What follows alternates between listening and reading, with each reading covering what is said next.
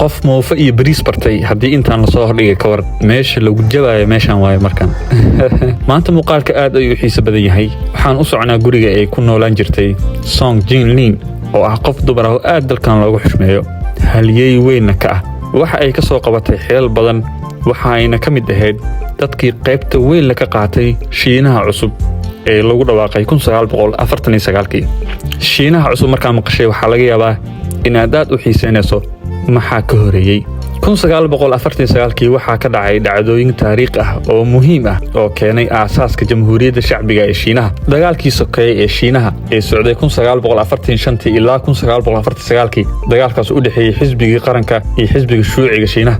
waxa uu soo afjarmay 1949 kadib sanado badan oo dagaal ah xisbiga CPC oo hogaaminayo Mao Zedong ayaa ku guuleystay dagaalka kadib waxa uu Zedong iyo kooxiisa ku dhawaaqeen Jamhuuriyadda Shacbiga ee Shiinaha Oktoobar 1 1949 Mao Zedong waxa uu kaga dhawaaqay aasaaska Jamhuuriyadda Shacbiga ee Shiinaha fagaaraha beerta Tiananmen ee magaalada Beijing oo aad ugu dhow meesha aan hadda marayno tani waxay calaamad weyn u ahayd dhamaadkii dagaalkii sokeeye Shiinaha iyo bilowga xukuumad ay dadka leeyihiin oo u horseedi karta horumar iyo barwaaqo dhacdooyinkan dhacay 1949 waxay ahaayeen kuwo muhiim ah oo qaabeeyay Shiinaha casriga iyagoo keenay isbedelo waaweyn oo siyaasadeed bulsho iyo dhaqaale waxaan hadda joognaa xaruntii ee ku nooleed Song Jinglin oo sidoo kale loo yaqaan Madam Sun Yat-sen waxay qof siyaasadeed oo muhiim ah waxay qof muhiim ah oo u ololeysa xuquuqda dumarka iyo cadaaladda bulshada ee Shiinaha waxay dhalatay Janaayo 1893 waxay ka dhalatay qoys awood badan oo aad looga yaqaan China oo loo yaqaan Song waxayna waxbarashada ku qaadatay Mareykanka ka hor inta aysan ku soo laaban Shiinaha waxay guursatay Sun Yat-sen aasaasaha Jamhuuriyadda Shiinaha sanadii 1915 waxayna si qoto dheer ugu lug lahayd dhaqdhaqaaqiisa kacdoonka iyo dhaqdhaqaaqa qarannimada dalka kadib dhimashadii Sun Yat-sen sanadkii 1925 Song Jinglin waxay sii waday doorka muhiimka ah ee kaga ciyaaraysay Shiinaha dhanka siyaasadda waxay taageero xoog leh oo xisbiga shuuciga Shiinaha waxayna ka shaqayn jirtay sidii loo mideyn lahaa dib u habeynta bulshada Shiinaha inta lagu guda jiray dagaalkii sokeeye Shiinaha waxay isticmaashay saameynteeda si ay ugu ololeyso nabadda iyo wada shaqaynta kooxaha kala duwan ee siyaasadda daacadnimadeeda ku dhisneed daryeelka dadka Shiinaha waxay kasbatay ixtiraam iyo aqoonsi ballaaran gudaha iyo dibadda kadib markii la aasaasay Jamhuuriyadda dalka Shiinaha 1949 Song Jinglin waxay qabatay dhowr jago oo muhiim ah oo ay ku jiraan madaxweyne ku-xigeenka dalka madaxweynaha sharafeedka ee dalka daryeelka caafimaadka waxbarashada iyo daryeelka carruurta halkan aan joogno waa meesha ku nooleed waxa sidoo kale kamishan yaala gawaaridii qaar kamid isticmaali jirtay xafiisyadeedii qaar kamid ah hubka isticmaali jirtay iyo sidoo kale waxay aad u ilaaliyeen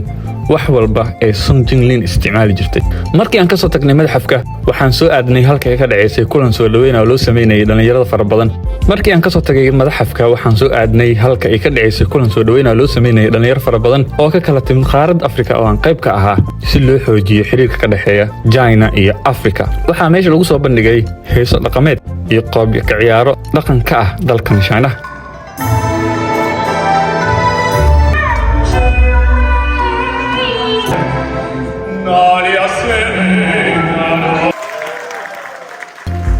waxaan aniga laftirkayga isku dayay inaan ciyaaro maadaama aan iscelin waayay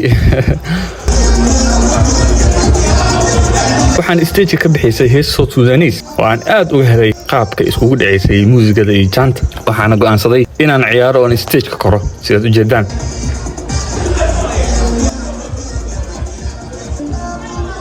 waxaan sidoo kale ku casuumay stage oo aan gacanta ka soo qabtay mid kamid ah madaxda magaalada Beijing oo Chinese ah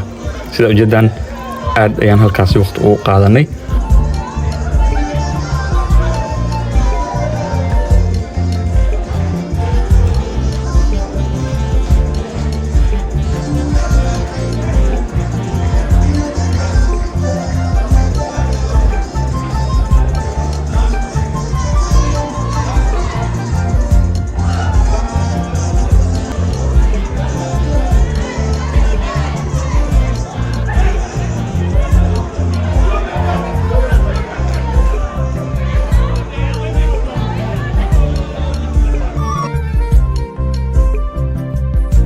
waxaa sidoo kale meeshaas lagu soo bandhigay ciyaaro kala duwan iyo sida loo tumo gurbaanka dalka China oo runtii halkan dhaqanka ah